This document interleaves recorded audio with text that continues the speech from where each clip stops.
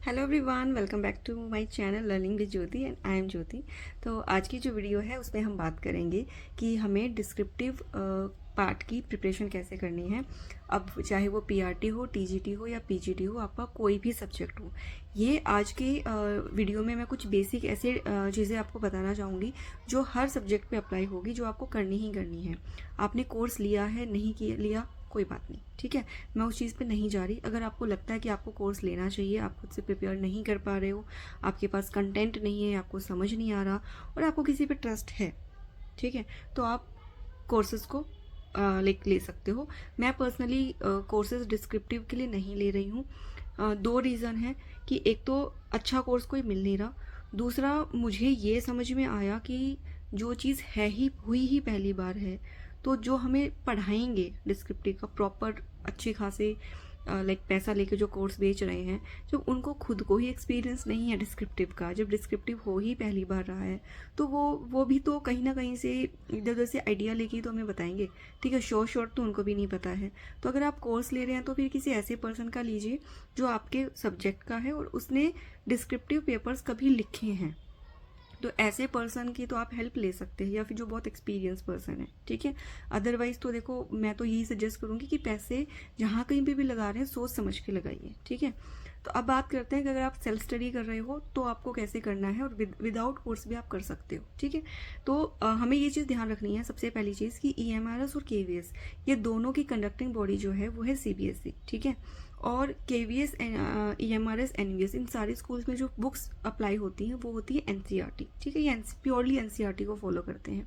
CBSE जितने भी exams लेता है, चाहे वो रिक्रूटमेंट एग्जाम्स हो, चाहे वो सीबीएसई बोर्ड के एग्जाम्स हो, वो पूरा का पूरा फोकस करता है एनसीईआरटी के कंसेप्ट को, ठीक है। वो किसी प्राइवेट पब्लिशर के कंसेप्ट बुक्स में से कंसेप्ट को उठा के नहीं लेके आता। सारा सिलेबस आपको एनसीईआरटी में से मिलेगा, उसके बाहर कुछ नहीं मिलेगा। एनसीईआरटी की लैंग्वेज को पे भी फोकस करना है, ठीक है। अब आप तैयारी कैसे करें, एनसीईआरटी को पढ़ें कैसे। आप ये मान के चलिए कि आपका 1 महीने के बाद सिलेक्शन हो गया, लाइक आपका सिलेक्शन हो चुका है। आप ये मान के चलिए कि आपका सिलेक्शन हो चुका है और 1 महीने के बाद आपको डायरेक्ट आपका को क्लास मिल जाएगी, आपको क्लास में जाना और आपको बच्चों को डायरेक्ट पढ़ाना, आपकी कोई ट्रेनिंग वगैरह कुछ नहीं हो गई, ठीक है। ऐसा नहीं है कि आपकी जॉब लगने के बाद आपकी ट्रेनिंग होगी कि आपको फिर टॉपिक समझाए जाएंगे कि ऐसे जाके अपने बच्चों को पढ़ाना, ऐसा कुछ नहीं है। शायद कहीं ना कहीं पहले का जो हमारा इनका एग्ज़ाम पैटर्न था उससे दिक्कत आई होगी, इनको लगा होगा कि शायद टीचर्स उतने कैपेबल नहीं है क्लासरूम में आके। होते हैं ना कुछ स्टूडेंट्स की रोट लर्निंग में बहुत अच्छे होते हैं, मेमोराइज कर लेते हैं, वो कर देते हैं क्वेश्चन आंसर या एमसीक्यू में टिक सही हो जाता है, लेकिन क्लासरूम में परफॉर्मेंस उतनी अच्छी नहीं है। तो मे बी ये भी रीज़न हो सकता है कि डिस्क्रिप्टिव रखने का, कि टीचर का जो कंसेप्ट है वो यहीं आप चेक कर लो। और डिस्क्रिप्टिव लिखने के लिए तो आपको फिर पढ़ना ही पड़ेगा डीप में, ठीक है। ऊपर ऊपर से पढ़ के आप चला नहीं सकते काम। तो आप ये मान के चलिए कि आपका सिलेक्शन तो डन है, बस आपका कॉल लेटर आना है और वो भी 1 महीने बाद आ जाएगा। और अब आपको क्लास में जाते ही वो चैप्टर्स या टॉपिक्स पढ़ाने हैं। ये समझ के अब आप एनसीईआरटी पढ़ो, इस तरीके से इतनी डिटेल में पढ़ो कि वहाँ जाके आप बिना किताब के बच्चों को पढ़ा सको। ये हुआ पहला तरीका एनसीईआरटी बुक को पढ़ने का, ठीक है।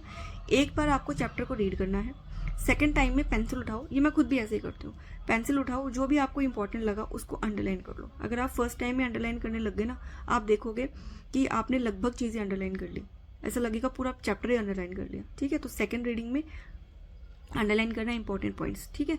उसके बाद अगर आपको लगे, अगर आपकी हैबिट है लाइक मेरी जैसे, जैसे जब तक मैं लिख ना ली चीज़ों को तो मेरे को सेटिस्फेक्शन नहीं होता, तो फिर मैं उन नोट्स को लिखती भी हूँ।